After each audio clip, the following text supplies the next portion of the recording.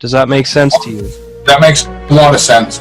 And I thank you for allowing me to express myself, because over the years, I've oftentimes thought that I'm not, I'm not the person that really needs to be on here, because I see so many smart people. I mean, look at all the teachings that you guys bring. This show is so awesome as far as bringing teachers.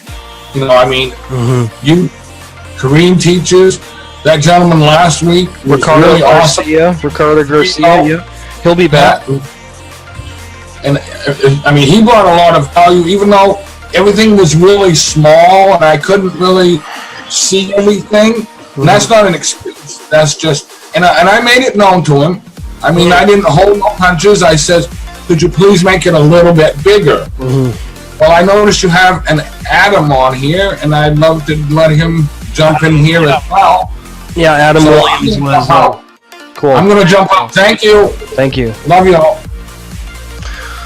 All right, Adam Williams did How to Achieve Health and Higher Consciousness. He was on here a couple of weeks ago.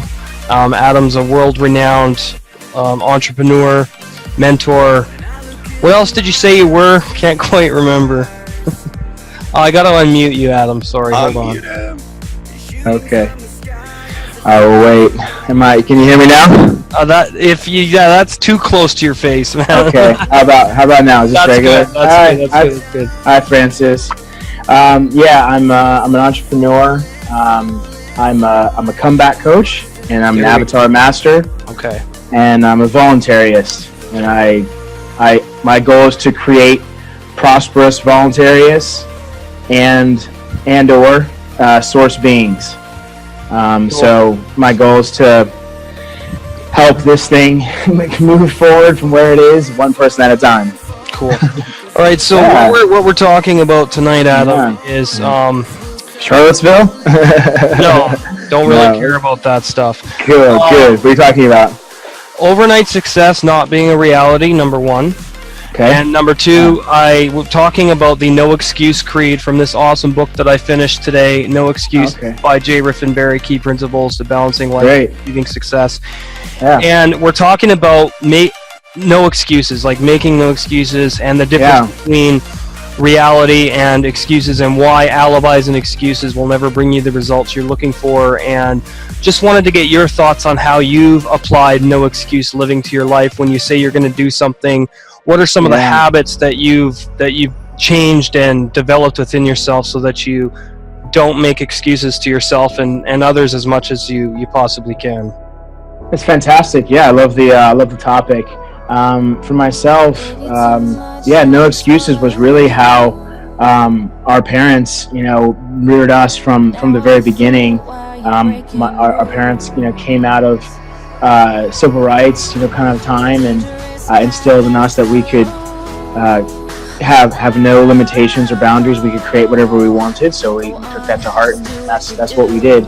So I certainly put a lot of time into a lot of the status quo type of systems, university and working on Wall Street and all that kind of stuff, and all those successes, in that world, all came from no excuses living, and from the culmination of good grades and achievements and travel and cultural experiences and learning languages and different opportunities and taking advantage of them. It took me 10 years to earn $1 million in 1 year, on Wall Street, and it wasn't an overnight success. I didn't become a millionaire on Wall Street, the first day. I was making $55,000, out of undergrad, and getting a $10,000 bonus, and the guy next to me was getting, $1.3 million. That's the beginning.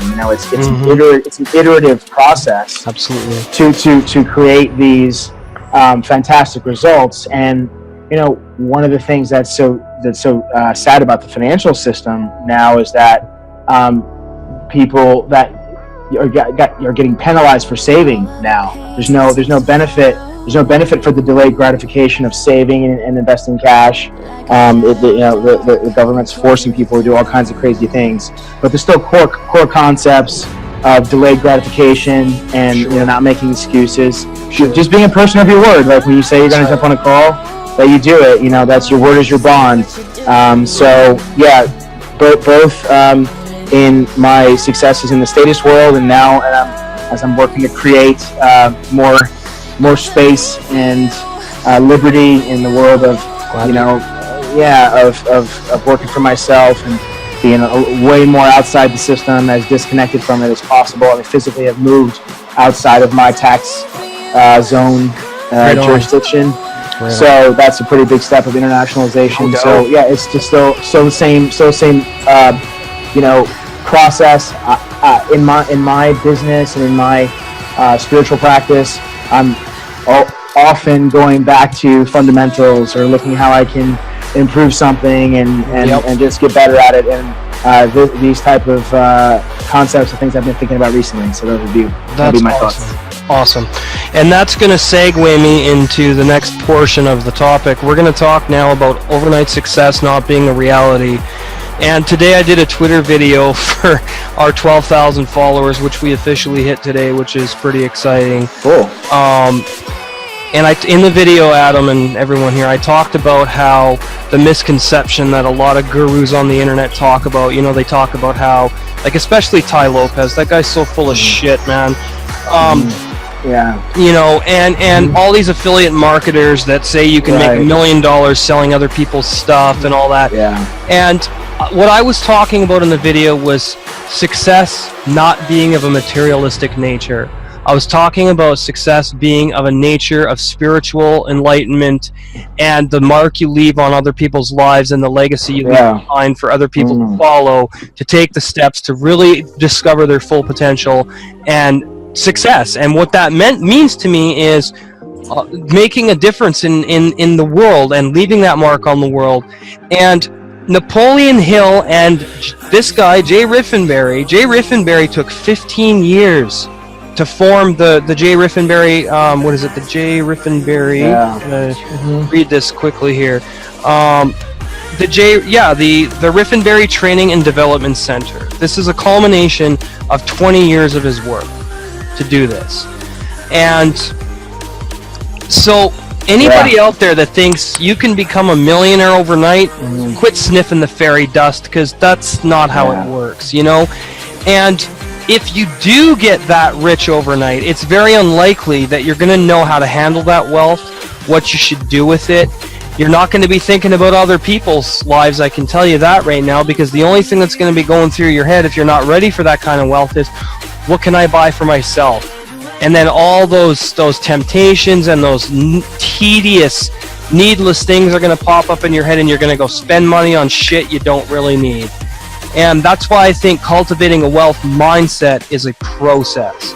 And attracting that money is a process, because you have to be ready to receive wealth and success just as much as you're willing to share it. Because I think sharing it is vital. If you don't share wealth, you lose it. That's the way the universe works.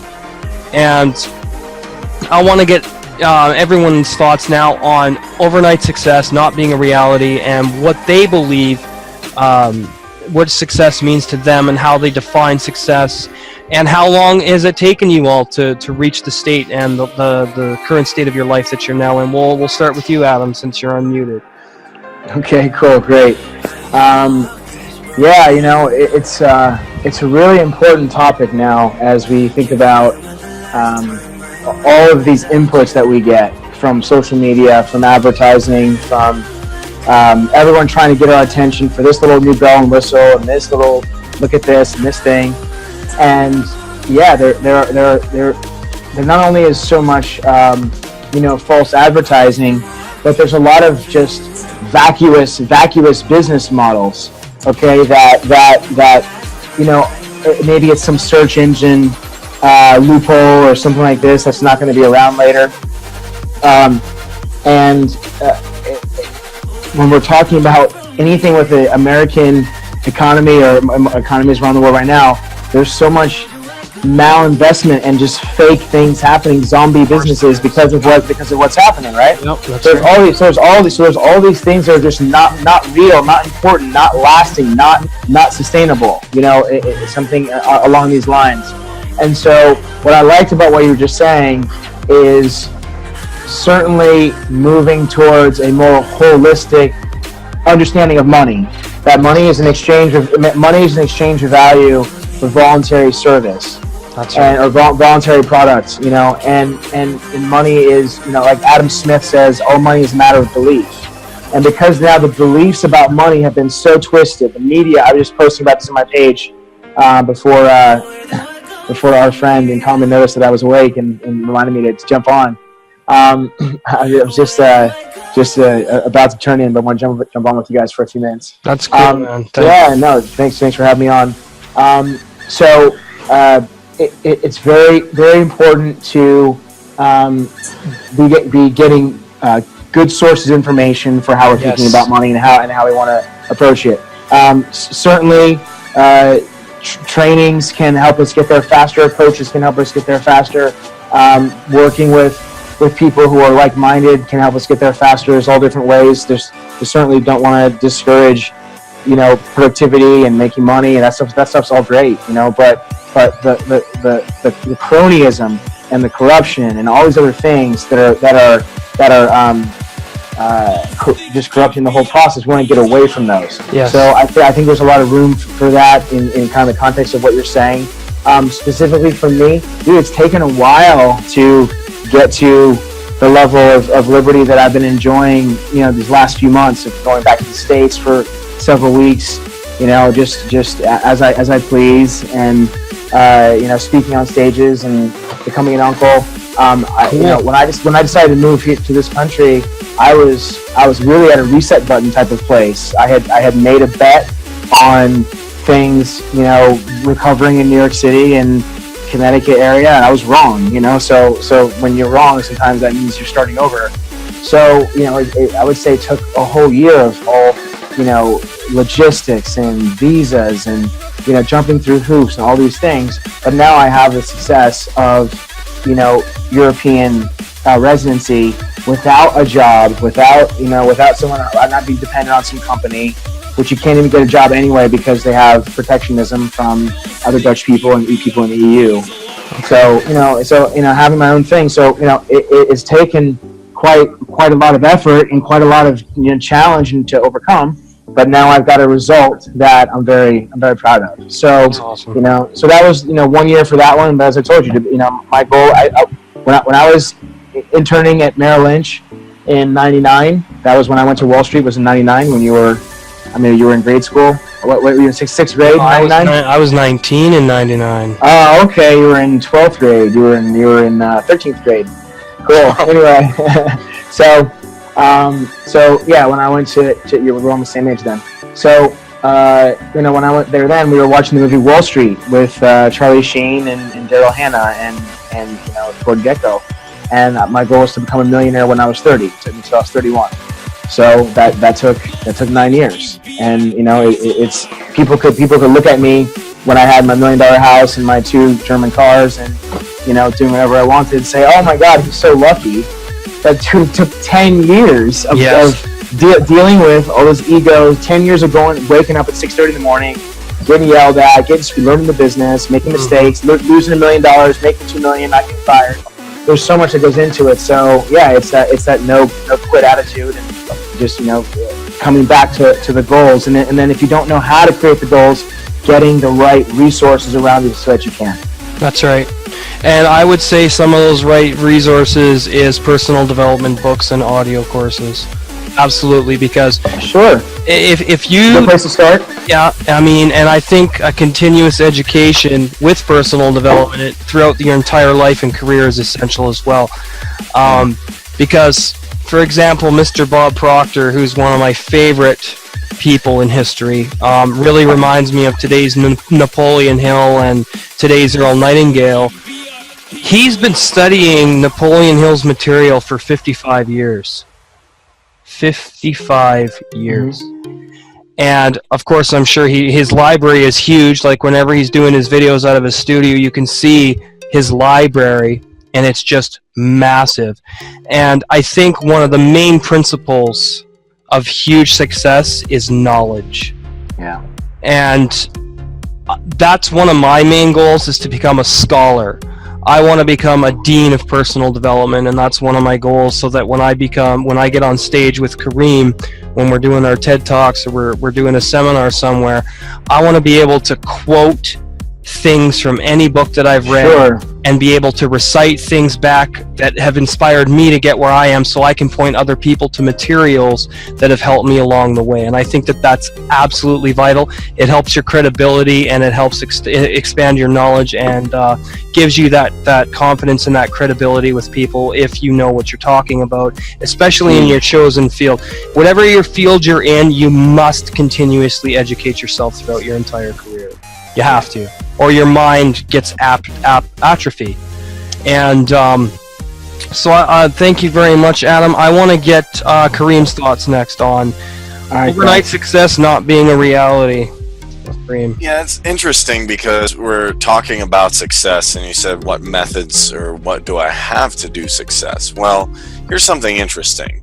When we first started this broadcast, having a nice camera and then having the backdrop, or then doing whatever I had to do, moving little by little, that was success. However, as I found, when it's trying to define success, like Adam was talking about, maybe having $1 million and having a couple of like really nice cars, then you keep trying to go up and up and up, and then one up that. And you say, we're successful, I need to one up the next guy, I need to keep going and going and achieve something outside of myself. So actually looking at success now, if it is true that I'm one with everything around me, if I'm one with the eternal, energy of the universe, the higher self, then I already have success. It's not something I have to actually go out and achieve. It's something that's already here with me. And by knowing that, I can actually go out and get the job that I want, the fancy car or whatever, because I'm 100% confident in myself. I've already achieved success in here. It's just a matter of manifesting it out there. That's powerful shit, dude. Wow, that's good.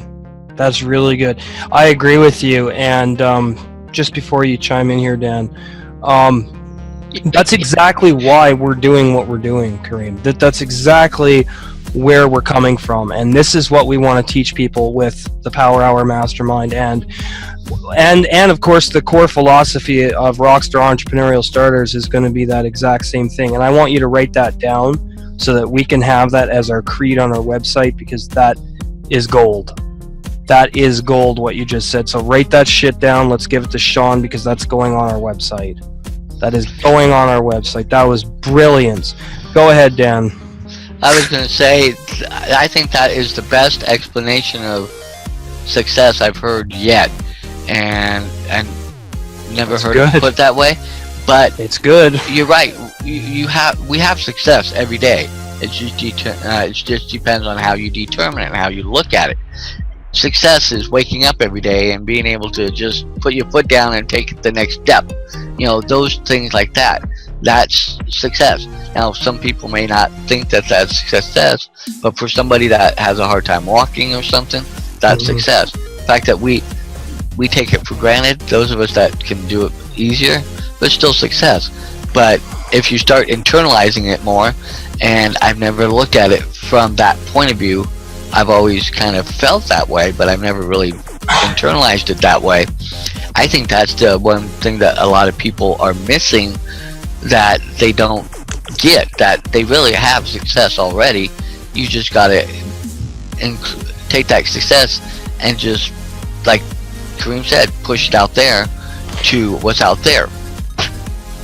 I agree. I also think you have to be continuously evolving. You have to be continuously evolving in consciousness, in knowledge, in emotions, in every aspect of your life, because if you don't, you begin to stagnate. There is no middle. There's either growth or decay.